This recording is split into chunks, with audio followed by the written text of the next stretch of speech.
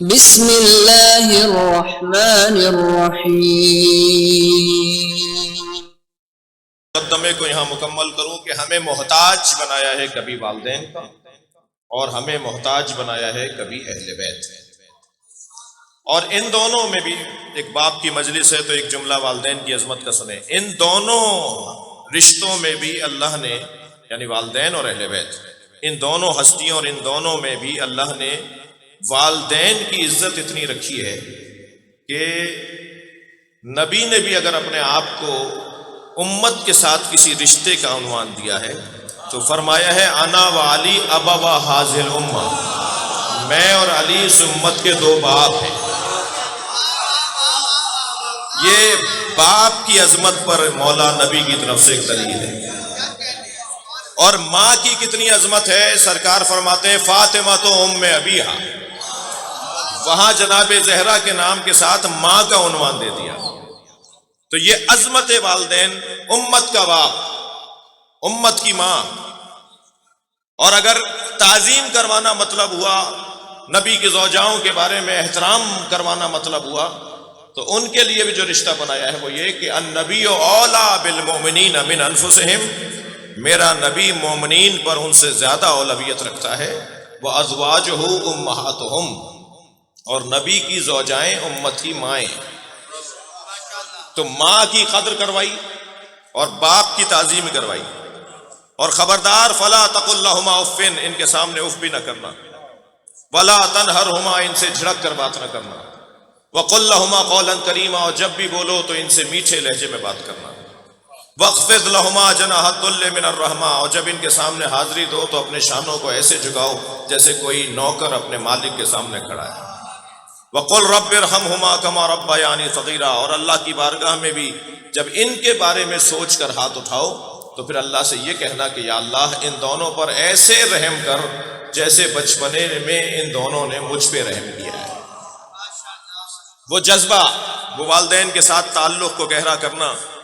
اب آپ دیکھیے، اللہ نے، کیونکہ باپ کی مجلس ہے تو چند جملے اس عنوان سے آپ سنیں گے، اللہ نے ازواج رسول کو امت کی ماں قرار دیا ہے۔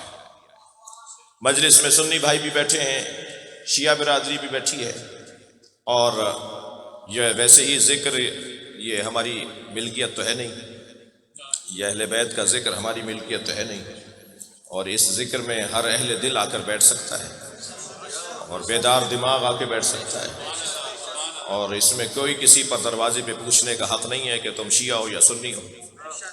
یہ سب کے لیے عمومی ایک عنوان ہے، اور ہم جتنا اس کو عمومی کرتے چلے جائیں گے اتنا ہی اہل بیت کے فضائل عام ہوتے چلے جائیں گے۔ جس گھڑے سے آپ پانی پیتے ہیں اس کا ذائقہ کسی اور کو بھی تو چکھائیے۔ صلوات پیجیے ذرا، پڑھیے محمد و آل محمد۔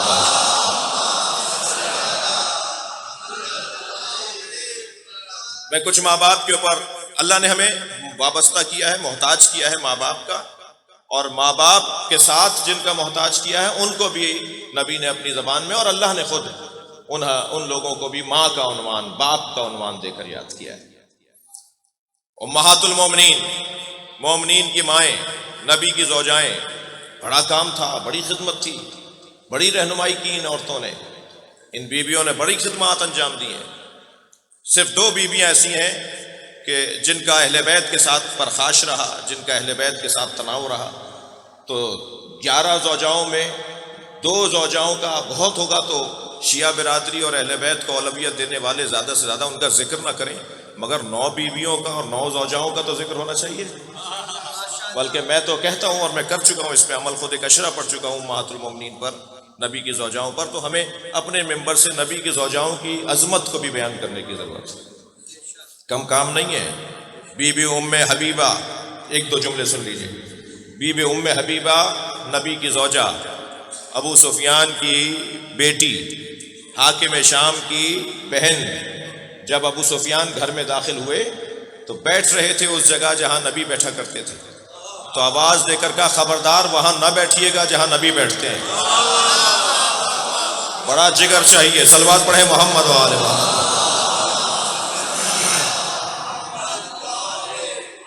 بی بی ماریہ قبطیہ، بی بی زینب بنت جہش، جی بی بی ام سلمہ، بی بی سودا ان کے بڑے کام ہیں، بڑی خدمات ہیں، اور ان میں انہیں امت کی ماں کیوں قرار دیا؟ ان جوانوں اور بچوں کے لیے ایک جملہ کہتا ہوا آگے بڑھوں۔ امت کی ماں کا مطلب، اگر امت کی ماں ہے تو پھر پردہ تو ماں سے نہیں ہوتا۔ اگر ماں ہے تو ماں تو اولاد کے سامنے بغیر حجاب کے آ جاتی ہے، اور انہیں تو لا تبرجنا تبرج الجاہلیہ الاولی، زمانہ جاہلیت کی طرح بناؤ سگار نہ کرو، وقرنا فی بیوتکن، اور گھر میں ہی رہنا، گھر سے باہر نہ نکلنا۔ یہ جو نبی کی زوجاؤں کو، اے نبی کی زوجاؤں خبردار، تم عام عورتوں کی طرح نہیں ہو، تمہارا مقام اوروں سے زیادہ ہے، مگر ان شرائط کے ساتھ۔ تو پھر یہ شرائط کیوں لگا دی؟ امت کی مائیں ہیں تو یہاں صرف 2 عنوانوں میں ازواج رسول امت کی مائیں ہیں، ایک استحقاق التعظیم اور ایک تحریم النکاح، یعنی ان کی تعظیم، یہ تعظیم کی مستحق ہیں اور ان سے نکاح حرام ہے۔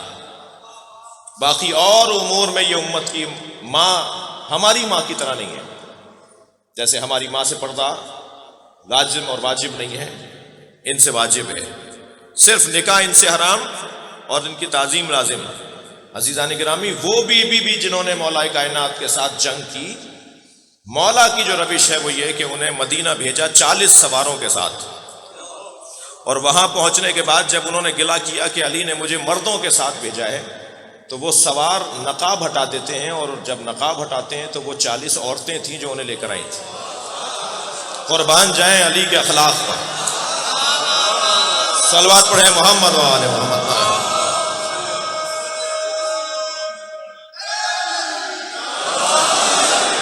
تو ایک تو پیغام یہ کہ ماں اور باپ کے ساتھ اللہ نے ہمیں محتاج قرار دیا ہے۔ دیکھیے، ماں باپ اپنے بہن بھائیوں کے ساتھ، اپنے رشتہ داروں کے ساتھ کوئی تعلق رکھیں تو ممکن ہے کہ وہ مطلب کا تعلق ہو، کسی لالچ کا تعلق ہو، لیکن یہ واحد رشتہ ہے جس میں خلوص حاکم ہے۔ ماں باپ اپنے بچوں کے ساتھ اس لیے اچھا برتاؤ نہیں کرتے کہ بچے سے کچھ رقم ملے گی، کچھ پیسہ ملے گا، کوئی مکان ملے گا، بغیر لالچ کی محبت ہوتی ہے، اور جہاں بھی مطلب ختم ہو جائے اور خلوص آ جائے وہاں دعائیں قبول ہوا کرتی ہیں، وہاں برکتیں اور روحانیتیں آنا شروع ہو جاتی ہیں، کیونکہ ان کا کوئی مطلب نہیں ہوتا، بلکہ بعض اوقات تو قصہ عجیب نظر آتا ہے کہ جو کماؤ کود بچہ ہوتا ہے اس کے ساتھ اچھا برتاؤ شاید اتنا اچھا نہ ہو جتنا اس بچے کے ساتھ اچھا برتاؤ ہوتا ہے جو بچہ کما نہیں رہا۔ بھائی یہ تو آپ کو پیسہ لا کے دے رہے ہیں، آپ کا اس کے ساتھ وہ رویہ نہیں ہے جو اس کے ساتھ ہے کہ جو کچھ کر نہیں رہا۔ تو جواب آتا ہے کہ یہ پریشان ہے، یہ محتاج ہے، یہ مشکل میں ہے، اس لیے ہمارا اس سے پیار بھی زیادہ ہے۔ معمولی بات نہیں ہے کہ اللہ نے ان کے انداز تربیت کو اپنی ربوبیت کے انداز سے مشابہ قرار دیا ہے۔ ان کی عظمت کے باب میں یہ بہت بڑا باب ہے۔